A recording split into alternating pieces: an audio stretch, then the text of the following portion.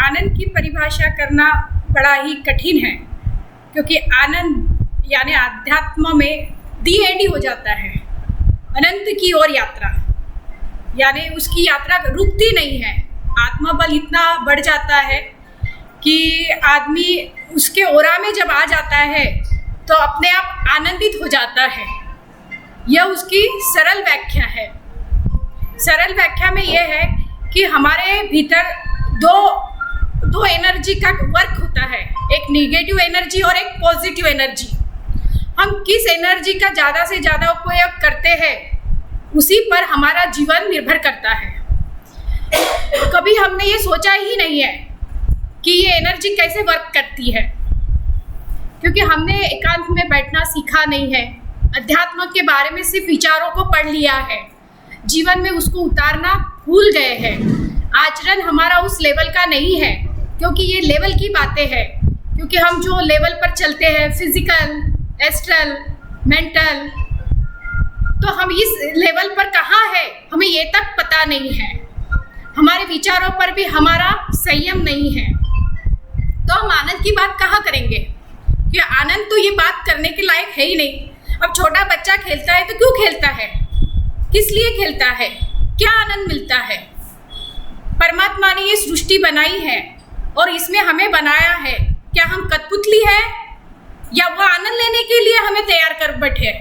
हजारों प्रश्न होते हैं, लेकिन इस प्रश्न से निरुत्तर हो जाना और हमें आत्मानुभूति होना यानी आनंद। हम सच्चित आनंद में विलीन हो जाना यानी उसी लेवल पर जाकर परमात्मा को परमात्मा होकर ही जाना जा सकता है। यह सच्चित आनंद की व्याख्या है। हम इस व्याख्या को कभी अनुभूति के आधार पर लाया ही नहीं। लाने के लिए हमें वैसा जीवन बनाना पड़ता है। और ये इनर जर्नी है, एक आउटर जर्नी है और एक इनर जर्नी है। हम इनर जर्नी में शाश्वत की ओर जाते हैं, आउटर जर्नी में हम नश्वर जगत की ओर जाते हैं। नश्वर जगत में हम इतने प्रकृति के अधीन हो जाते हैं कि हम अपने आप को भी एक मोहरा समझ लेते हैं। जैसे कोई हमारे को चला रहा है, जैसे भाग्य का सूत्र हमें चला रहा है, हमारा पुरुषार्थ गायब हो जाता है, क्योंकि हम सोच ही नहीं पा रहे कि हम कुछ कर सकते हैं। पुरुषार्थ भी हमारे जीवन में है, परिणाम का ध्यान ही नहीं रहता है। कर्म करने से पहले हमें परिणाम का भी ज्ञान होना चाहिए। हम ज्ञान ही नहीं रखते हैं और आनंद की बात करते हैं। आनंद तो लास्ट है, जॉयफुल, वो कुछ करता ही नहीं, अकर्ता अकारण सब हो रहा है। प्रकृति अपने आप सब अस्तित्व चला रही है। यह अनुभूति आने के लिए आनंद की व्याख्या बड़ी हो जाती है कि हम कुछ कर ही नहीं रहे हैं। जैसे पंढरपुर का अगर हम मूर्ति देखते हैं तो पंढरपुर में उनके हाथ जो है वो कमर पे रख दिए कि भाई मैं कुछ करता नहीं, अपने आप हो रहा है, प्रकृति अपने आप सबको चला रही है। बस हमें जब तक लग रहा है कि हम कर रहे हैं तब तक हम उससे अलग है। यही भाव हमारे भीतर चलते रहता है, मैं उससे अलग हूँ। यही द्वैत भाव मुझे चला रहा है, यही द्वैत भाव मुझे चला रहा है। जब हम अद्वैत की यात्रा करते हैं तो हम ये समझ जाते हैं कि वो सब चला रहा है, बस हम देख रहे हैं, निमित्त मात्र है।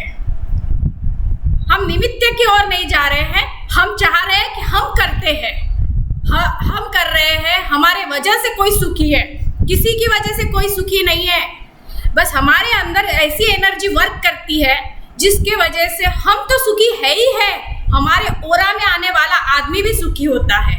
जैसे हिंसक प्राणी और अहिंसक प्राणी हमारे को शिव जी और पार्वती के पास में दिखाई देते हैं, जहाँ निगेटिव और पॉजिटिव एनर्जी का खेल हमारे को समाप्त दिखाई देता है।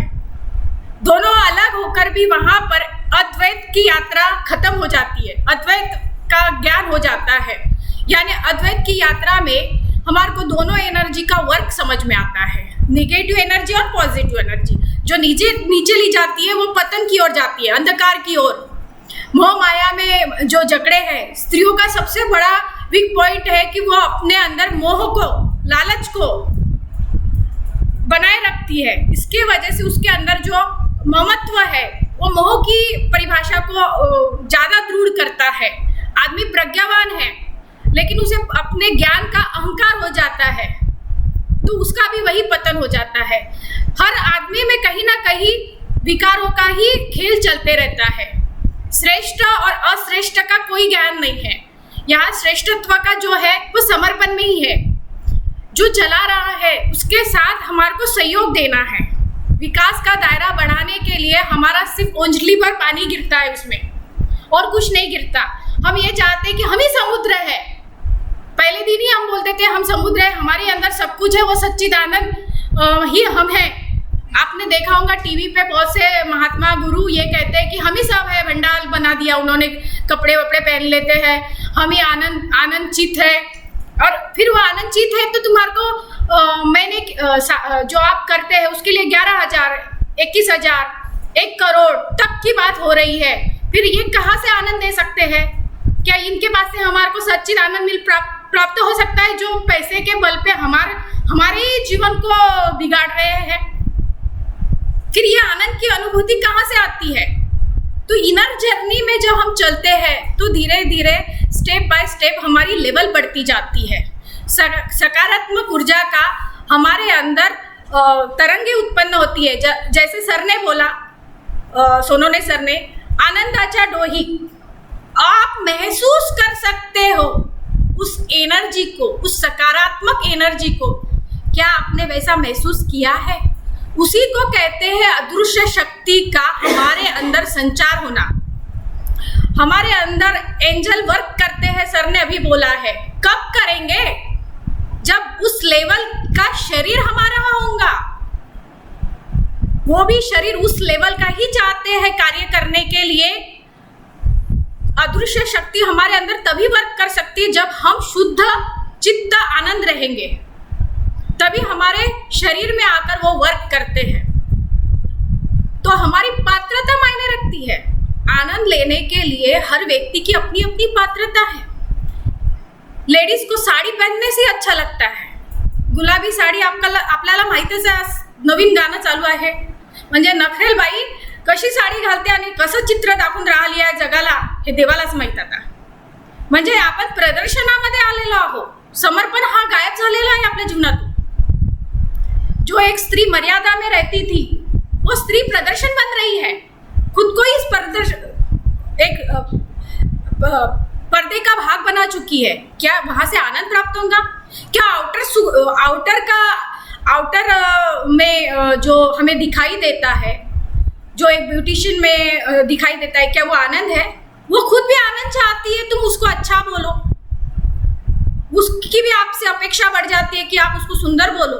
वो तो खुद का चेहरा देख नहीं सकती तो आपको बोलती मैं कैसी दिख रही। क्या वो आनंदित है? इसलिए इनर जर्नी बहुत मायने रखती है, क्योंकि वहां अस्तित्व का विलीन हो जाता है। हमारा जो शरीर है इसका भी मोह छूट जाना चाहिए, तब हमें सच्चित आनंद की व्याख्या समझ में आएगी। धन्यवाद।